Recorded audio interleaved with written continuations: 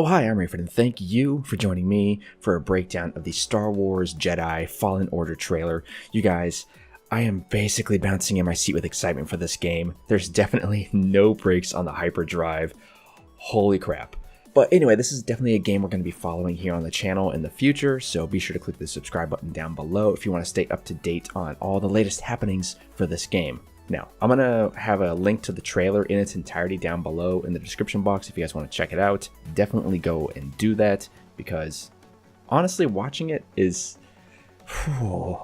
shivers. Now, this game looks like it's going to take place a few years after Revenge of the Sith, kind of firmly in between Revenge of the Sith and the Star Wars Rebels cartoon. You play a Jedi in hiding named Cal, whose only goal it is to stay hidden and stay alive. And he does that by following 3 simple rules. Don't stand out, accept the past, and trust no one. And he kind of goes on to break these, obviously. He works as a scrapper, as you can see right here. Looks like he's helping to direct like a giant cutting laser. These right here and right here are some of the Venator-class Star Destroyers that we saw in Revenge of the Sith. So that does kind of help us narrow down our timeline for when this game takes place.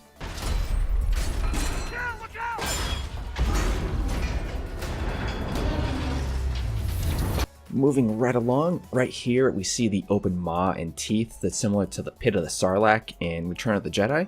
This makes me wonder if this is going to play a role in the game at some point, because, let's be honest, that would be awesome. Then, of course, we see a probe droid hovering near our protagonist right as he, like, iconically reaches out a hand with the voiceover saying, "Don't reach within." I think this indicates that our hero is most likely going to try and save his alien buddy that we saw falling just a couple seconds before, and could be the catalyst for our story and for Cal to kind of come out of hiding, as it were. Next up, we get our first look at what's probably going to be the main villain of the story, the Second Sister. Now, for those unfamiliar with the Second Sister, she's a former member of the Jedi Order who ends up falling to the dark side of the Force and becoming a member of the Inquisitors. The Inquisitors are an order who are all former Jedi or Force-sensitive individuals who end up working for the Empire, and their primary task is hunt down and kill any Jedi that survived Order 66.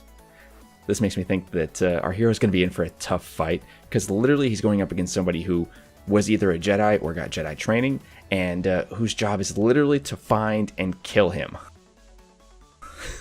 That's gonna suck. Next, we see what looks like some Titanfall 2 kind of movement going on here. If we rewind, we can see our hero trying to dodge a bunch of blaster bolts being shot by some baddies over here. While over here is a wall that he runs along, as well as the ledge that he leaps onto. Now, I don't know about you guys, but this jump from this like platform to this wall that he runs along looks pretty hefty. I'm probably guessing 20 or 25 feet. So I'm expecting that we're going to be using our force powers to make this jump. And if the movement in the game is anything like what we had in Titanfall 2, then it's going to be insanely easy to use and intuitive. Now, I just want to pause here for a second and just point out our little droid buddy. He is adorable, and I want one. In this same scene, though, we see Cal kind of kneeling over a fallen clone trooper.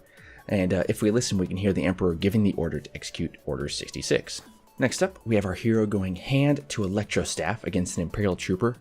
He uses a force push against the trooper, then opts to use the force to stop a giant fan blade behind him. For what? Who knows? But honestly, I'm kind of hoping that he pulls off one of those fan blades and smacks the trooper with it, because let's be honest, there's no kill like overkill. Now here, we can only assume it's an ally reaching out her hand to our hero, to the voiceover of "Trust no one." It is the final highlight to Cal breaking each of his 3 rules that he's used to survive thus far. And now, what is probably my favorite moment of the video, the Second Sister just showing how awesome she is. She leaps onto the ship, grabs a hold of the cockpit glass from the outside, and if you look carefully, like right here, and then right here, it looks like she's actually using the Force and essentially forcing the ship to turn and crash in midair. And it shows just how powerful and how strong in the Force she is. Oh man, yes. Trust only in the Force. I have 2 words to say here. Lightsaber? Yes!